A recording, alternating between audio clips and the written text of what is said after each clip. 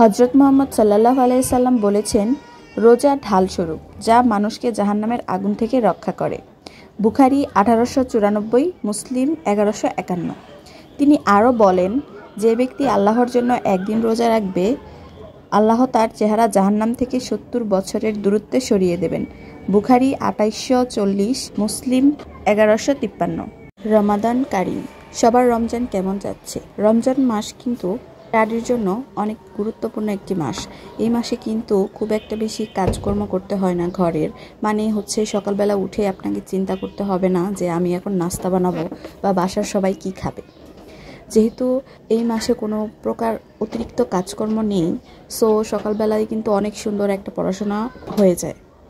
So আমি আজকে কিভাবে পড়াশোনা করলাম, কিভাবে আমার রুটিনটা গুছিয়েছি, সেটাই আজকে আপনাদের সাথে শেয়ার করব। সো এটা ছিল আমার রমজানের সকাল 7টা থেকে 11টা পর্যন্ত পড়াশোনা। আমি 7টা থেকে 11টা পর্যন্ত টানা পড়াশোনা করতে পেরেছিলাম ওই দিন, আলহামদুলিল্লাহ। কারণ ওই দিন ওয়ারিদও আমাদের সাথে সেহরি করেছিল, যার কারণে ও অনেকক্ষণ ঘুমিয়েছিল, যার ফলে আমি একটু ঠিকঠাকভাবে পড়াশোনা করতে পেরেছিলাম। তো ফার্স্টে আমি হচ্ছে গিয়ে টু ডু লিস্ট করে নিয়েছিলাম, কারণ আমার এখন মোটামুটি ক্লাস শেষ। তো আমার এখন শুধু যেই ক্লাসগুলো আমাদেরকে করিয়ে দিয়েছে, যে পড়াশোনাগুলো পড়িয়ে দিয়েছে, ওটা জাস্ট আমার এখন মানে রেগুলার পড়তে হবে, নিজে নিজে এখন কমপ্লিট করতে হবে। সো আমি টু ডু লিস্টে একদম সিরিয়াল ওয়াইজ সবগুলোর একটা একটা করে টপিক সিলেক্ট করেছি। তো আমার মনে হলো যে টু ডু লিস্ট আকারে যদি পড়াশোনা করা যায়, ওটা যদি রেগুলার কমপ্লিট করা যায়, তাহলে হয়তো বা অনেক অল্প সময়ে একটা ভালো গুছানো প্রিপারেশন করা সম্ভব। সকালবেলা ফার্স্টে আমি ম্যাথ নিয়ে বসেছি, কারণ সকাল সকাল যদি ম্যাথ করা যায় তাহলে ম্যাথগুলো অনেক ভালোভাবে ব্রেনে ঢুকে। যেহেতু ম্যাথ যত বেশি করা যায় তত বেশি হচ্ছে গিয়ে এটা মনে থাকবে, আর না করলে একদমই ভ্যানিশ হয়ে যাবে। ম্যাথের সবচেয়ে বেশি ইম্পর্ট্যান্ট হচ্ছে যে সূত্র, তারপরে টিপস থাকে, ট্রিক্স দেয়। প্রিলির জন্য সাধারণত ম্যাক্সিমাম শর্টকাট ট্রিক্সগুলো অ্যাপ্লাই করলেই অনেক সহজে হচ্ছে ম্যাথ সলভ করা যায় কম সময়ে। তো ওগুলোই হচ্ছে বারবার চর্চা করলে মানে মনে থাকে। তো এই জন্য আমি ফার্স্টেই হচ্ছে ম্যাথ চুজ করেছি, তারপরে হচ্ছে আমি পড়বো বাংলা। তো প্রত্যেকটা লেকচারের শেষে আমাদের হচ্ছে ওয়েবসাইটে পরীক্ষা দেওয়ার একটা সুযোগ রয়েছে। তো আমি লেকচারগুলো শেষ করব এবং পরে আমি পরীক্ষাটা সাথে সাথে দিয়ে ফেলবো।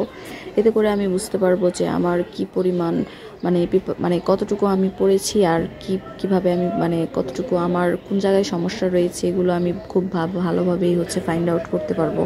যেহেতু বিসিএস পরীক্ষার যে আবেদন করার কার্যক্রম প্রক্রিয়াটা শেষ হয়েছে, তো ধরা যাচ্ছে যে খুব সম্ভবত জুন জুলাইয়ের দিকে হচ্ছে গিয়ে পরীক্ষাটা হবে।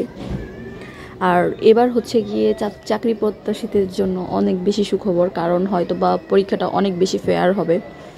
আর পরীক্ষার পরের যে মানে প্রার্থীদের যে নির্ধারণ, তারপরে চাকরির প্রসেসিং, সবগুলো ব্যাপারেই কিন্তু অনেক কম সময়ের মধ্যে সম্পন্ন করা হবে এবং পরবর্তীতে সার্কুলারগুলো আবার আসবে। তো এবার কিন্তু সুবর্ণ সুযোগ রয়েছে, একটু ভালোভাবে পড়াশোনা করে ভালোভাবে একটা ফেয়ার কম্পিটিশনে আপনি পার্টিসিপেট করতে যাচ্ছেন। এবার তো মানে যারাই হবে তারাই বোঝা যাবে যে তাদের মেধা কতটুকুখানি, তারা মানে কত পরিমাণ ডেডিকেশনের সাথে পড়াশোনা করেছে। এবারই কিন্তু এগুলো নির্ধারণ করা হয়ে যাবে। সো আমি 11টা পর্যন্ত পড়াশোনা করি, 11টা থেকে 12টা অবধি হচ্ছে গিয়ে আমার যে গোসল, তারপরে অজু, তারপরে আনুষঙ্গিক খুঁটিনাটি কাজকর্ম, ওয়ারিদকে ফ্রেশন আপ করা, এগুলো সব কিছু আমি 1 ঘন্টার মধ্যে করে নিয়েছি। তারপরে আমি হচ্ছে 12টা থেকে 1টা পর্যন্ত, 1টা 20 পর্যন্ত হচ্ছে গিয়ে আমি কোরআন শরীফ পড়ব। যেহেতু রমাদান মাস, তো পড়াশোনা তো থাকবেই, সাথে পাশাপাশি কিন্তু আমাদের মানে একদম নিয়ম মাফিক ইবাদত বন্দেগীগুলো করতে হবে, এটাই কিন্তু মেন। তো তারপর আমি হচ্ছে একটু শুয়েছিলাম 2টা থেকে 3টা পর্যন্ত। তারপরে আমি হচ্ছে 3টা থেকে আসলে রান্নাবান্না স্টার্ট করি। কি খাচ্ছ? ক্যাট খাচ্ছ?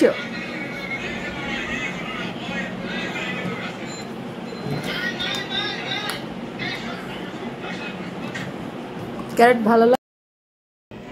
যাতে করে আমি ইফতারের আগে আগে সব কিছু কমপ্লিট করতে পারি। আর ইফতারের আগ সময় কিন্তু দোয়া কবুলের সময়, তো ওই সময়টা চেষ্টা করবেন কোনো কাজকর্ম না রাখার। তো এরপর হচ্ছে যত যাই বলুক যে ভাজা পোড়া খাওয়া যাবে না, বাট বুট মুড়ি ছাড়া, পেঁয়াজ বেগুনি ছাড়া কেন যেন ইফতারিটা ইনকমপ্লিট লাগে। তো ইফতার শেষ করে আমি আমার 1 কাপ চা না হলেই না, রোজা হোক বা যাই হোক না কেন, আমার চা লাগবেই লাগবে। আমি সারাটা দিন ওয়েট করি যে কখন সন্ধ্যা হবে, সন্ধ্যার পর আমি একটু 1 কাপ চা খাবো, চা খাওয়ার সময় নিজেকে সময় দিব। তো এরপর আমি আসলে একটু রেস্ট নিয়ে তারপরে আমি আবার পড়াশোনা করতে চলে আসছি, যে আমার তো আসলে আজকে টু ডু লিস্টটা কমপ্লিট হয়নি, তো এটা যে করেই হোক আজকে কমপ্লিট করতেই হবে।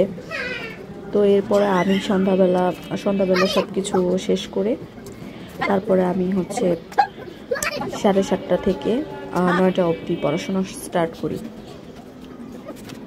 তারপর আমি 9টা পর্যন্ত পড়াশোনা করে তারপরে আমি হচ্ছে এশার নামাজটা আদায় করব, তারাবির নামাজটা আদায় করব। তারপরে আমি হচ্ছে রাতে আর আমি খাওয়া দাওয়া করি না, ইফতারিটা আমি আস্তে ধীরে করি, অনেকক্ষণ সময় নিয়ে, রাতে খাওয়া দাওয়া করি না।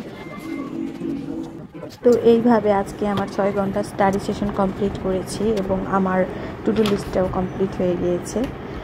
তো আজকের মতো এই পর্যন্তই ছিল। থ্যাঙ্কস ফর ওয়াচিং এন্ড আসসালামু আলাইকুম এভরিওয়ান।